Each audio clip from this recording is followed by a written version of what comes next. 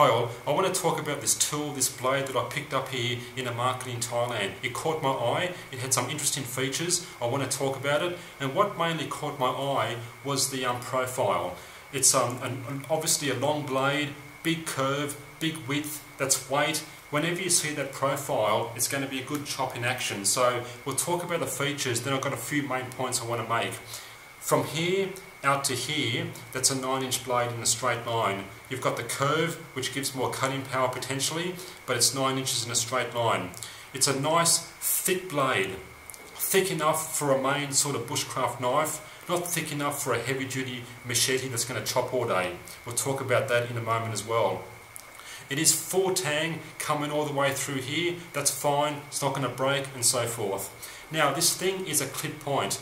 Now I'm not as negative about clip points as a lot of people are, but if I could redesign it, what I would do, I would prefer to give it that sort of a profile just like that. If you can see that blue line coming out there, just put a bulge out there, make it more of a spear point, take away the clip point, make it a bit stronger and tougher at the end. Perhaps you could then dig with it, and that would also give more metal and weight for that chop in action. So for what it's worth, this company is a very famous Thai company here in Thailand, Aranyik, and they happen to like clip points.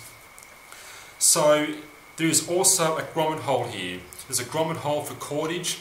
For two reasons. For security, you can attach it to your belt or something, you won't lose it, but the main reason is safety, because what you want to do is wrap it around the thumb like that, wrap it around the wrist and the hand like that, so when you swing, it's not going to fly out of your hands, hurt yourself or hurt someone else. Any tool that you're chopping with has to have cordage for that reason, except perhaps an axe, but any sort of a machete. Now, the spine on this thing could have a sharper 90-degree angle to shed sparks from a ferrocerium rod. There is a fairly sharp point on the underside.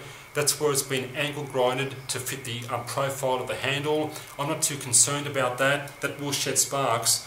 That's not a major issue for me, because I believe you should have several ways to shed sparks from a ferrocerium rod in your kit anyway. Now the curved blade means that it's going to hit the target before your hand gets there. See that? It's going to hit the target, your hand's going to be safe. That's good for a shorter, smaller tool, not so important for a really longer machete.